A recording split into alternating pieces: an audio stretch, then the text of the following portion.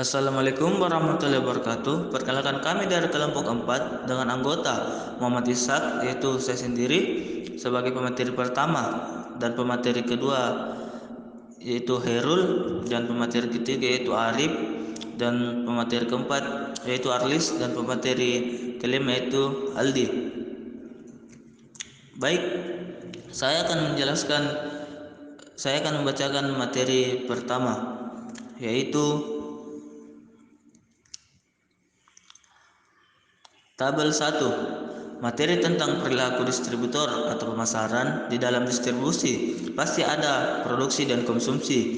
Yang pertama itu distribusi. Distribusi adalah proses yang menunjukkan penyuluran barang yang dibuat oleh produsen kepada konsumen. Sedangkan konsumsi adalah kegiatan yang menggunakan barang dan jasa, di mana untuk mendapatkannya perlu melakukan pengolahan atau pembelian. Dengan yang terakhir, produksi adalah suatu kegiatan yang menghasilkan barang dan jasa. Adapun tabel kedua, distribusi atau pemasaran. Mengapa sebuah proses distribusi menjadi sesuatu yang sangat penting bagi sebuah kelangsungan usaha bisnis? Karena yang pertama, distribusi berfungsi untuk menginformasikan tentang produk atau jasa kepada konsumen. Yang kedua, menjelaskan fungsi, manfaat, dan keunggulan sebuah produk, usaha atau layanan. Ketiga, menginformasikan sebuah produk atau layanan baru kepada konsumen. Yang keempat, menghubungkan pembeli dan penjual potensial, serta yang terakhir yaitu memuaskan pelanggan. Tabel ketiga, apa tujuan dari distribusi? Jadi tujuannya yaitu mempercepat, memperlancar, mempermudah penyampaian jasa produsen ke konsumen. Yang kedua, agar konsumen memperoleh barang sesuai yang dibutuhkan. Adapun jenis kegiatan distribusi ada dua, saluran distribusi langsung dan tidak langsung, yang mana dikatakan demikian. Saluran distribusi langsung yaitu produsen ke konsumen, sedangkan yang tidak langsung yaitu produsen ke pengecer konsumen. Produsen ke pedagang besar, ke pengecer, dan ke konsumen. Produsen ke agen, ke pedagang besar, ke pengecer, ke konsumen. Tabel keempat, apa itu distributor? Jadi, distributor adalah aktivitas yang menyalurkan atau mendistribusikan barang dan jasa. Berikut adalah gambar produsen yang dimana mereka menyalurkan barang dan jasanya. Dan yang terakhir, contoh-contoh distribusi. Berikut yang ada di gambar, yaitu distribusi pupuk dan distribusi ternak. Baik, sekian dari saya. Materi selanjutnya akan dibacakan oleh Saudara Herul. Baik, saya akan melanjutkan materi kedua, yaitu distribusi. Bismillahirrahmanirrahim. Distribusi adalah salah satu aspek dari pemasaran. Distribusi juga dapat diartikan sebagai kegiatan pemasaran yang berusaha memperlancar dan mempermudah penyampaian barang dan jasa dari produsen kepada konsumen. Distribusi dilakukan sehingga penggunaannya sesuai dengan yang diperlukan. Bisa kita lihat pada slide ke-7, yaitu fungsi distribusi atau pemasaran. Bisa kita lihat ada beberapa fungsi. Yang pertama, fungsi pembiayaan. Dapat meningkatkan daya guna dari modal atau uang. Pembiayaan meningkatkan utility atau daya guna suatu barang. Pembiayaan meningkatkan peredaran dan lalu lintas barang. Pembiayaan menimbulkan gairah usaha masyarakat. Yang kedua adalah fungsi pertukaran. Fungsinya terdiri dari fungsi penjualan. Produsen harus memperhatikan kualitas, kuantitas, bentuk, dan waktu yang diinginkan konsumen atau partisipan pasar dari rantai pemasaran berikutnya. Selain itu, fungsi pertukaran juga menjadi titik penentuan harga pasar. Misalnya, membeli atau menjual perubahan hak kepemilikan. Yang ketiga adalah fungsi transaksi atau negosiasi. yang merupakan bentuk interaksi sosial yang bertujuan untuk mencapai kesepakatan bersama sehingga kedua pihak saling sepakat dan diuntungkan, misalnya harga, potongan harga, diskon, dan seterusnya. Yang keempat adalah fungsi pengangkutan, yaitu untuk memperlancar dalam bidang pemasaran produk. Pengangkutan juga memindahkan kepemilikan barang, juga membuat harga berbeda karena harga produk termasuk harga pengangkutan produk itu sendiri. Yang kelima adalah fungsi penyimpanan atau pergudangan. Fungsinya adalah barang-barang pada saat barang selesai diproduksi sampai pada saat barang dikonsumsikan. Yang keenam adalah fungsi pengendalian mutu, agar dapat mengetahui mutu barang, jasa, maupun pelayanan yang dihasilkan. Tujuan akhirnya yaitu untuk dapat meningkatkan mutu barang, jasa, maupun pelayanan yang dihasilkan. Yang ketujuh adalah fungsi pengendalian risiko. Untuk manajemen risiko ialah untuk menjamin bahwa suatu perusahaan atau organisasi dapat memahami, mengukur, serta memonitor berbagai macam risiko yang telah dibuat, dapat mengendalikan berbagai macam risiko yang ada. Fungsi penyediaan informasi pemasaran. Yang pertama, perusahaan akan mudah dalam mengontrol perkembangan bisnis. Perusahaan dapat dengan mudah memproses setiap informasi yang dimilikinya. Yang ketiga, perusahaan akan lebih cepat mengetahui jika ada kekeliruan atau kesalahan data. Yang keempat, akan mempermudah manajemen waktu dalam menjalankan perusahaan khususnya di bidang pemasaran. Dan yang kelima, yaitu kesalahan fatal yang terjadi karena human error bisa dihindari.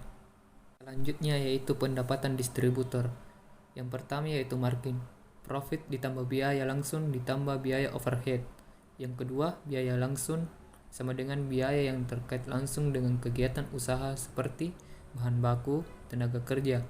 Dan yang terakhir yaitu biaya overhead tidak terkait langsung seperti sewa bangunan, asuransi, peralatan kantor, dan seterusnya. Selanjutnya yaitu konsep-konsep pemasaran. Yang pertama, konsep produksi.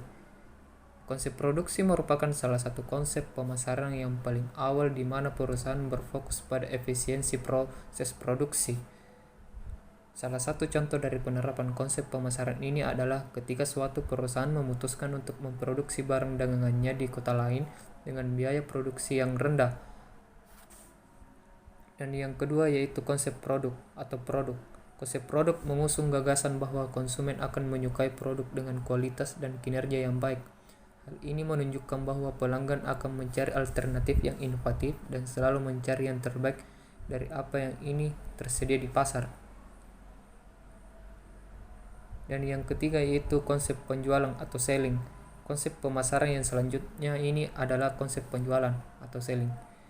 Pada konsep ini, perusahaan akan berorientasi pada penjualan. Artinya, perusahaan dapat mengembangkan suatu produk dan menjualnya ke target market tanpa mempertimbangkan kebutuhan atau keinginan konsumen. Dan yang keempat, konsep pemasaran atau marketing. Perusahaan yang mempercayai konsep pemasaran ini akan menempatkan konsumen sebagai fokus utama mereka. Mereka akan memahami yang menjadi kebutuhan dan keinginan konsumen serta menjalankan strategi pemasaran sesuai dengan riset pasar mulai dari konsepsi produk hingga penjualan. Dan yang kelima yaitu konsep pemasaran sosial atau societal marketing. Sosial pemasaran adalah konsep pemasaran yang relatif baru. Sebagian besar orang beranggapan bahwa konsep pemasaran sosial memiliki pemikiran yang selangkah lebih maju daripada konsep pemasaran yang sebelumnya sudah kita bahas di poin keempat. Manajemen pemasaran adalah proses penetapan tujuan pemasaran produk bagi suatu organisasi, perencanaan dan pelaksanaan aktivitas untuk memenuhi tujuan-tujuan tersebut, dan mengukur kemajuan ke arah pencapaiannya. Pasar swalayan. Pasar swalayan merupakan pasar modern yang didesain dengan bentuk tempat nyaman dan pembeli bisa mengambil sendiri barang yang dibelinya. Pasar swalayan bisa dilihat secara nyata sehingga masuk jenis pasar konkret yang mana secara fisiknya ada. Pasar swalayan. Swalayan merupakan pasar modern yang didesain dengan bentuk tempat nyaman dan pembeli bisa mengambil sendiri barang yang dibelinya. Pasar swalayan bisa dilihat secara nyata sehingga masuk jenis pasar konkret yang mana secara fisiknya ada. Manajemen pemasaran adalah proses penetapan tujuan pemasaran produk bagi suatu organisasi, perencanaan dan pelaksanaan aktivitas untuk memenuhi tujuan-tujuan tersebut, dan mengukur kemajuan ke arah pencapaiannya. Pasar swalayan. Swalayan merupakan pasar modern yang didesain dengan bentuk tempat nyaman dan pembeli bisa mengambil sendiri barang yang dibelinya. Pasar swalayan bisa dilihat secara nyata sehingga masuk jenis pasar konkret yang mana secara fisiknya ada. Pengertian pemasaran holistik. Pada dasarnya konsep pemasaran adalah suatu ide, filosofi dan juga cara yang digunakan oleh suatu bisnis untuk bisa mengidentifikasikan dan juga memenuhi keperluan setiap pelanggannya yang mampu menguntungkan pelanggannya dan juga perusahaan penjual tersebut. Relationship marketing atau hubungan pemasaran adalah tujuan dari konsep pemasaran holistik adalah untuk mengembangkan hubungan jangka panjang dan juga mendalam yang saling memuaskan dengan para konstituen utama agar bisa memperoleh dan mempertahankan bisnisnya. Baik, saya akan menjelaskan materi selanjutnya yaitu tren pemasaran. Tren pemasaran terbagi atas 5, yaitu yang pertama offline marketing. Adalah proses transaksi penjualan barang dan jasa secara langsung yang dimana produsen dan konsumen bertemu dalam satu tempat untuk mewujudkan terjadinya proses transaksi jual beli. Offline marketing memiliki 5 strategi yaitu telesales.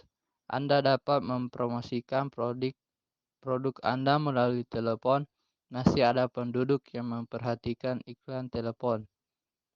Kedua, direct mail. Banyak orang yang mengabaikan surat, tetapi konsumen Anda pasti membaca surat itu. Ketiga, print advertising.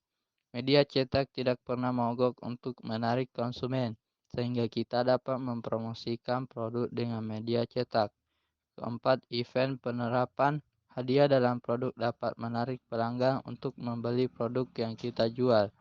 Yang kelima, magazine insert.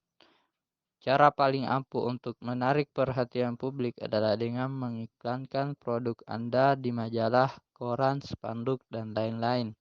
Tren pemasaran yang kedua yaitu integrated marketing strategi. Adalah strategi untuk menyampaikan pesan terpadu dan holistik di semua saluran pemasaran yang digunakan merek Anda. Pemasaran terpadu memberikan konsistensi dimanapun pelanggan memilih untuk berinteraksi dengan suatu merek. Tanpa pemasar terpadu, Anda berisiko menyampaikan pesan campuran atau berkomunikasi dengan suara terputus yang dapat membuat merek Anda tampak terfragmentasi dan tidak teratur bagi pelanggan Anda. Tren pemasaran yang ketiga yaitu digital marketing adalah suatu strategi pemasaran menggunakan media digital dan internet. Tujuan digital marketing adalah untuk menarik konsumen dan calon konsumen secara cepat.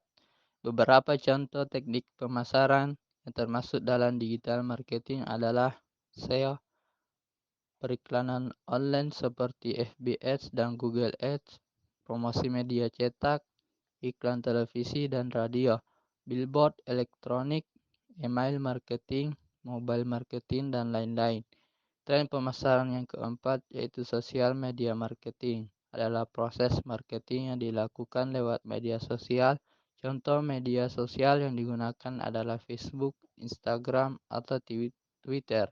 Ada beberapa keuntungan yang bisa menjadi alasan kenapa marketing jenis ini penting, yaitu untuk meningkatkan brand awareness, mendapatkan feedback produk dan strategi pemasaran, mempelajari kompetitor jadi lebih mudah. Tren pemasaran yang terakhir yaitu online marketing adalah suatu usaha untuk mempromosikan sebuah merek dengan menggunakan media digital yang dapat menjangkau konsumen secara tepat waktu, pribadi, dan relevan. Ada beberapa strategi online marketing yang perlu diketahui, yaitu yang pertama, fokus kepada konsumen. Marketing selalu dimulai dengan konsumen dalam bisnis apapun. Konsumen harus selalu menjadi prioritas. Pastikan dirimu sendiri bahwa kamu bisa memahami apa saja yang diinginkan konsumenmu. Strategi yang kedua yaitu ikuti conversional funnel. Jika kamu sudah memahami pola pikir konsumen, buatlah diagram yang disebut dengan conversion funnel. Diagram ini adalah salah satu konsep penting dalam online marketing. Bentuk funnel sendiri bisa berbeda-beda tergantung pada kebutuhan.